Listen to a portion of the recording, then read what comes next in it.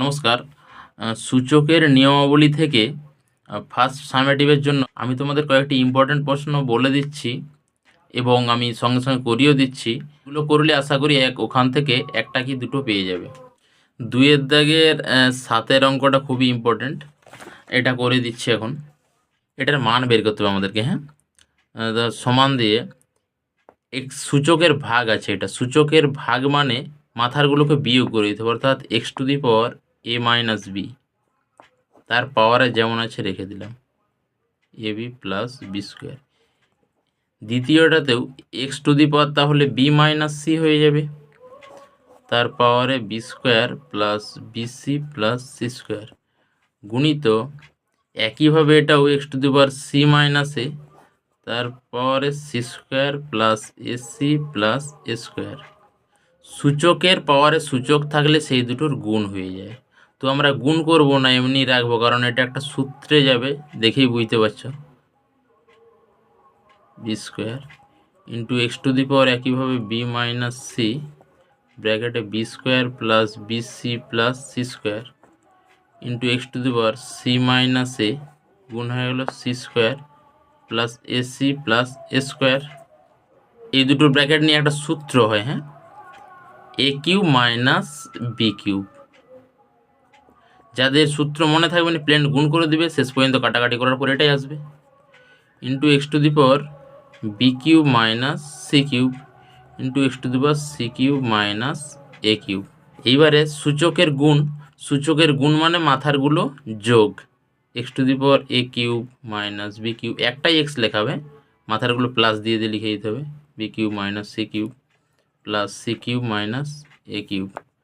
কাটাকাটি হয়ে যাবে, দেখো a³ + a³ আর -a³ কেটে গেল, -b³ + b³ -c³ + c³, তাহলে x⁻0 এটা মানে 1, তাহলে এটাই উত্তর হয়ে গেল। এরপর 3-এর দাগের এই 3-এর অঙ্কটা ইম্পর্টেন্ট, এটা ভালো করে রাখবে। মানের ঊর্ধ্বক্রমানুসারে সাজাতে বলতে, অর্থাৎ ছোট থেকে বড়। হ্যাঁ, সূচকের ছোট থেকে বড় সাজানো মানে সূচকগুলোকে একই করতে হবে। যেমন ধরো, তোমাকে যদি আমি বলি যে 2 ধরো 5 বড়, 3 বড়, তুমি সহজেই বলে দিবে যে 3 বড় নিশ্চয়ই, কারণ এইটা মানেটা কি, এটা মানে হচ্ছে তুমি 3কে 5 বার গুণ করবে, আর এটা মানে 2কে 5 বার গুণ করবে, অবশ্যই এটা বড় হবে। অর্থাৎ এই যে সূচকেরগুলোকে যদি আমি একই করে দিতে পারি, তাহলেই কিন্তু আমাদের বড় ছোট বলতে পারবো। সূচকগুলো আলাদা আছে, সূচকগুলোকে একই করতে গেলে এদের মধ্যে গসাগু করতে হবে। হ্যাঁ, গসাগু করলে দেখো 12 আসবে গসাগু, প্রত্যেকটাকে 12-র গুণফল আকারে লিখব। প্রথম কাজ 5 × 12, 3 4 12 48, 4 × 12, 4 3 12 36, 5 2 × 12। এইবারে 2 তার পাওয়ারে 12, এইভাবে আমি সাজিয়ে নিচ্ছি, 5 তার পাওয়ারে 12 সমান 3 তার পাওয়ারে 12, 4³ তার পাওয়ারে 12, 5² তার পাওয়ারে 12। 2 মানে 2কে 5 বার গুণ করলে 32 আসবে, পাওয়ারে 12।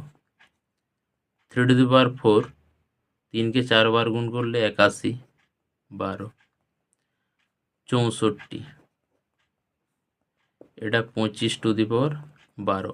এইবারে দেখো আমরা সহজেই বুঝতে পারছি এটা সব থেকে ছোট, তারপর এটা শেষে বড়, এটা অতএব লিখে দেবো। আমরা উত্তর লেখার সময় তো এইগুলো লিখবো এইগুলো শুধু বোঝার জন্য করলাম এত দূর।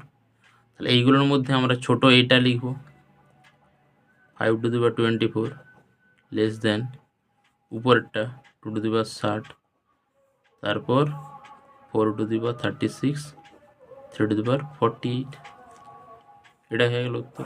আর এখান থেকে 7-এরটা আর 8, 7 এবং 8 দুটোই ভেরি ইম্পর্টেন্ট, এই দুটোই ভালো করে করতে হবে। 7-এরটা কি বলছে না, x⁻1/a সমান y⁻1/b সমান z⁻1/c, এবং আর একটা কন্ডিশন দিয়েছে x y z সমান 1, সেখান থেকে এটা প্রমাণ করতে হবে। যখনই এরকম 3টা বা দুটো সমান দেওয়া থাকবে, সেখান থেকে কে ধরে নেব, কে ধরে নিয়ে আমরা x y z এর মান কে দিয়ে বের করব, এটাতে বসিয়ে দিলেই এই প্রমাণটা এসে যাবে। খুবই সিম্পল ব্যাপার। একইভাবে এই অঙ্কটা যখন করব, এই 3টা সমান কে ধরে নেব, এবিসির মান বের করে এখানে বসাবো, এই উত্তর সমান কে ধরে নিলাম, ব্যাকেটটা ধরি, কে অবশ্যই নট ইকুয়াল টু 0। আচ্ছা, তাহলে প্রত্যেকটা সমানই আমরা কে লিখতে পারি, অর্থাৎ এটা সমানও K, Y to the power 1/b সমানও K, Z to the power 1/c সমানও কে। এক্স সূচকটা যখন ওই দিকে যায়, ওই দিকের সংখ্যার সূচকে যাবে, তখন সেটার অনন্যক হয়ে যায় কে টু দি পাওয়ার a/1, 1 আর লিখছি না। একইভাবে ওয়াই সমান পাবো কে টু দি পাওয়ার b/1, মানে b লিখছি। জেড সমান K to the power C. X Y জেডের মান পেয়ে গেছি, তাহলে এই যে একটা কন্ডিশন দিয়েছিল এক্স ওয়াই জেড সমান 1, সেটাকে এখন লিখব এক্স ওয়াই জেড সমান 1, বা এক্সের মান কে টু দি পাওয়ার এ গুণিত ওয়াইয়ের মান K to the power B গুণিত জেডের মান K to the power C সমান 1। বাঁ দিকে সূচকের গুণ আছে, গুণের ক্ষেত্রে কী হয় তোমরা জানো, যোগ হয়ে যাবে মাথারগুলো, এ প্লাস বি প্লাস সি। আচ্ছা, এই 1টাকে প্রমাণে এ প্লাস বি প্লাস সি সমান 0 দেখাতে হবে। হ্যাঁ, অর্থাৎ কেটাকে আমাদের তাড়া, যে কোনো অঙ্কে যেটা ধরা হয় সেটাকে শেষ পর্যন্ত রিমুভ করতে হয়। হ্যাঁ, তাহলে 1 সমান আমি কি লিখতে পারি, কে টু দি পাওয়ার 0। এখন তুমি বলবে যে কেই কেন লিখলাম, কারণ এই দিকে কে ধরেছি না, এই নিধানগুলো সমান হলে তবে তো নিধানগুলো উঠবে, কে উঠে যাবে, এ প্লাস বি প্লাস সি সমান 0, নিধানগুলো সমান হলে উপরেরটা সমান হয়ে যাবে। বেশ, এটা প্রমাণিত হয়ে গেল, খুব সিম্পল জিনিস। A to the power X সমান B to the power Y সমান C to the power Z সমান কে ধরবো, সেখান থেকে আমরা এ বি সির মান কে দিয়ে বের করব, এটাতে বসিয়ে দেবো, প্রমাণ পেয়ে যাবো আমরা। খুব সিম্পল জিনিস। সমান কে ধরে নিলাম, ব্যাকেটে ধরি লিখে দিচ্ছি, প্রত্যেকটা সমান কে ধরে লিখতে পারি আমরা, সমান কে, আর C to the power Z সমানও কে। এবার আগেই বললাম এই যে সূচকটা গেলে ওইদিকে অনন্যক হয়ে যাবে, এক্স আছে 1/x হয়ে যাবে, কারণ এক্স মানেই তো x/1 আছে না হিসাব অনুযায়ী।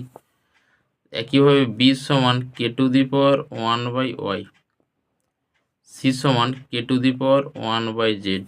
এবার যে রিলেশনটা দিয়েছে এবিসি সমান 1, সেটাতে বসিয়ে দেবো, এবিসি সমান 1,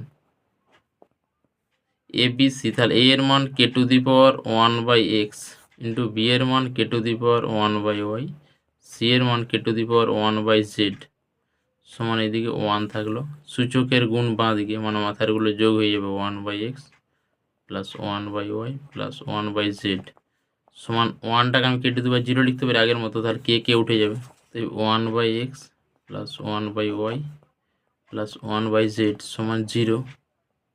ভগ্নাংশের যোগ এক্স ওয়াই জেড লসাগু, এটা ভাগ করলে ওয়াই জেড থাকবে, Y Z plus X Z plus X Y সমান 0, X Y plus Y Z plus Z X সমান 0, এটা গুণ হয়ে 0 হয়ে গেলো। এটাই প্রমাণ চেয়েছে, প্রমাণিত। সূচকের এই 4-5টা অঙ্ক করলে আশা করি তোমরা ফার্স্ট সামেটিভে কমন পেয়ে যাবে।